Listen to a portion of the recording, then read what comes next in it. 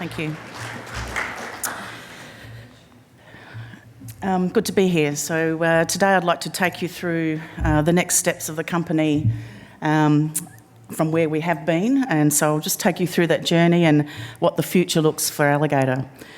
The usual disclaimer, and look, I'll just start with where we've come from. So we started with assets in the Alligator Rivers province, which is where our name came from, with the hard rock unconformity deposit style exploration, similar to what Devex was talking about earlier today.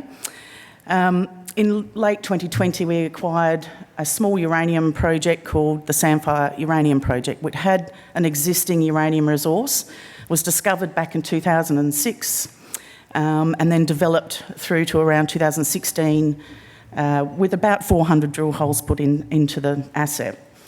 The uranium price dropped after that, so then the asset became stranded, which is when we picked it up in late 2020.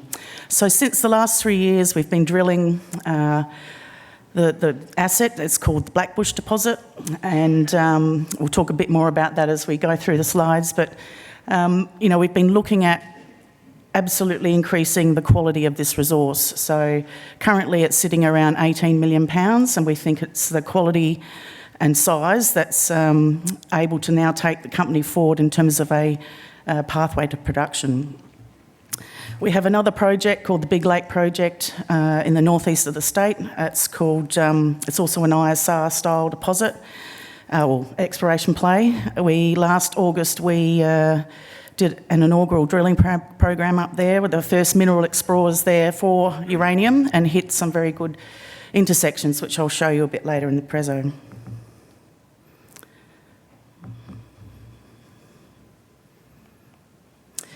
This is our board, steeped lots of experience in uranium and management of uranium operations. Our CEO is 20 odd years experienced in ISR. So I worked at the Beverley uranium mine for around that time, discovered the 4 Mile uranium project and took that through to production, and also through permitting. So between Greg Hall and myself, we permitted something like 5 uranium mines together, and we hope that Blackbush deposit now will be our 6th. And I always say to Greg, it's going to be my last one, because they're hard work. But nonetheless, experience tells us now that I think we can get there. So the Samphire Uranium Project is in South Australia. So I mentioned the Blackbush deposit. We're about 20 kilometres south of Whyalla. So we're close to a regional town, which is a first really for an Australian mine, or let alone a uranium mine. So we're very conscious of being close to a town. So we have to make sure that our operation is absolutely tier 1. 5 mines approved in South Australia already, and we're hoping that this project will become the 6th. This project has good exploration potential, and I'll go through that in a sec, and setting us up for a good staged long life project as we keep exploring further in the region. So again, we're positioning ourselves to come to market late this decade, targeting production around 2031. We have an experienced ISR team in place, me being at the head of that with my team. All have operated ISR uranium mines. So we're very lucky to have a great team, and currently we're structuring the company such that we have the management, mid-management tier enough to execute the programs that we need to do.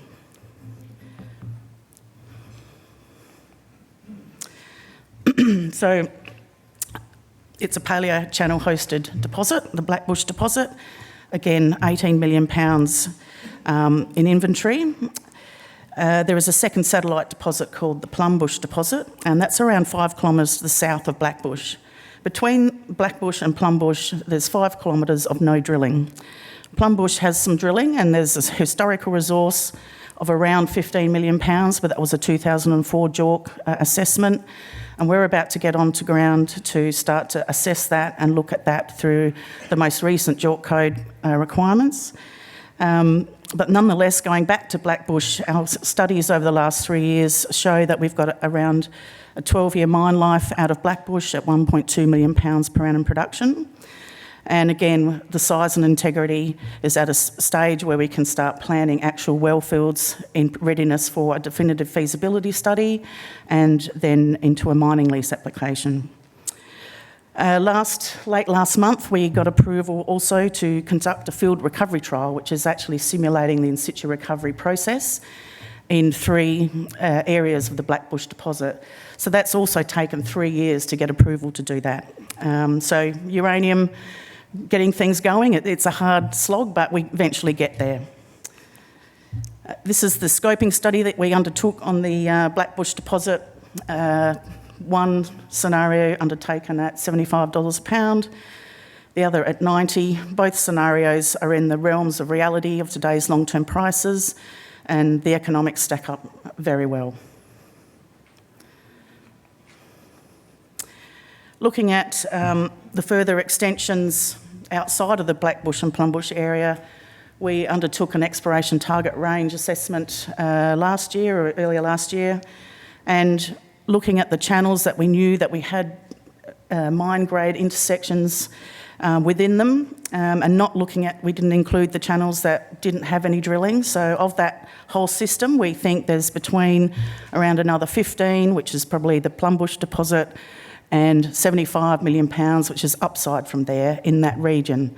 We have about 90 kilometres of channel system, which only 30% has been tested. So we've got a great future in terms of the exploration here. So at the moment, I'm negotiating access for the southern part of this channel system, which is the area south of Blackbush.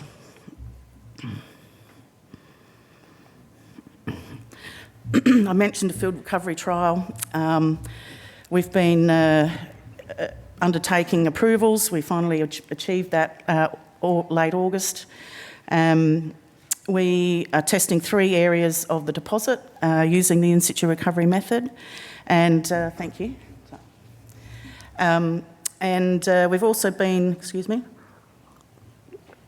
building up the plant, which is prefabricated in containers, and currently at our Whyalla yard, ready for construction. So this approval now has given us the red light to be able to mobilise our construction contractor, Ahrens, on site. So they'll be on site in around 5 weeks, constructing or pulling together this Meccano set type mobile plant.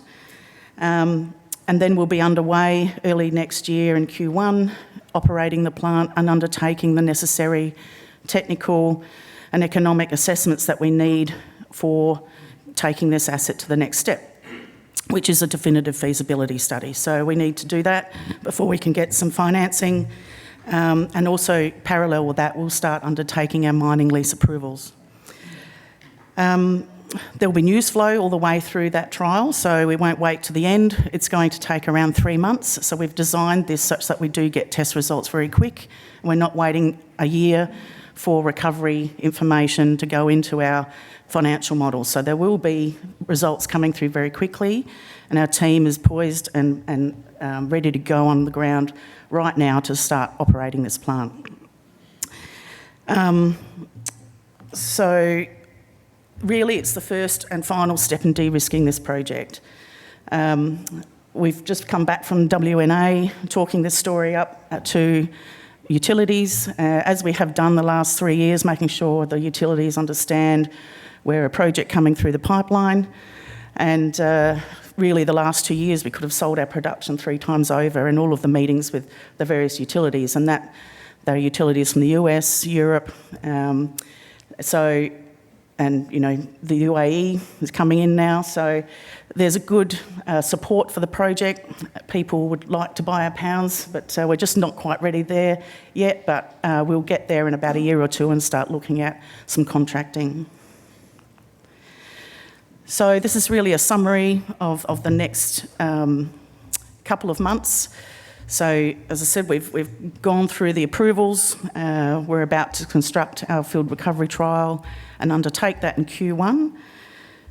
starting our DFS and hopefully concluding that around late Q3, Q4 next year, along with contiguous mining lease approvals, which we all know take around 3 to 5 years in South Australia.